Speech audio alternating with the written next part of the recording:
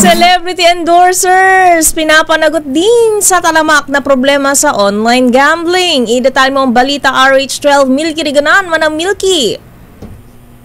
Kaya lakay ang paggamit ng mga sikat na celebrities bilang mga direct or indirect endorsers ng online gambling ang pangunahing dahilan kaya laganap ang pagsusugal sa iba't ibang social media platforms.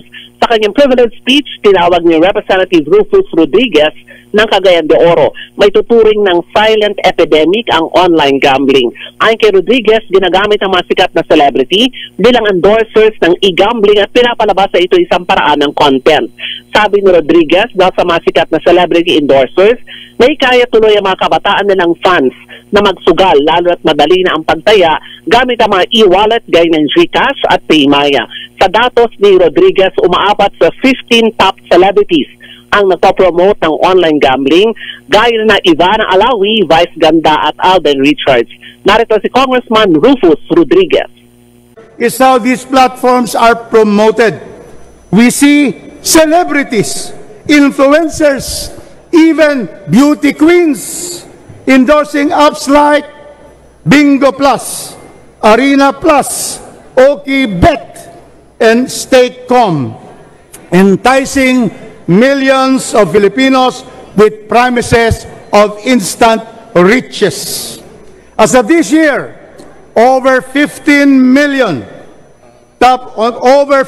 top Filipino celebrities are directly or indirectly promoting gambling platforms, from Ivana Alawi to Vice Ganda to Alden Richards.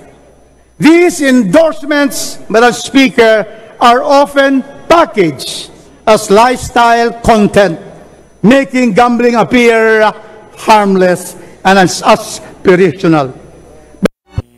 Gate pa ni Congressman Rodriguez, dapat nang iban ang lahat ng uri ng online gambling at magbawal sa GCash, Paymaya at Shopee Pay para magamit sa gambling transactions. Kung noon ay kailangan pa daw pumunta sa mga casino, ngayon anya isang click lang gamit ang cellphone ay makakataya at makapagsusugal na. Ako si Milky Riganan, nagulat para sa DCRH, una sa Pilipinas, una sa Pilipino. Maraming salamat, Manang Milky. Bakit marami kahit si Ivana Alawi, ayan, Vice Ganda at Alden Richards.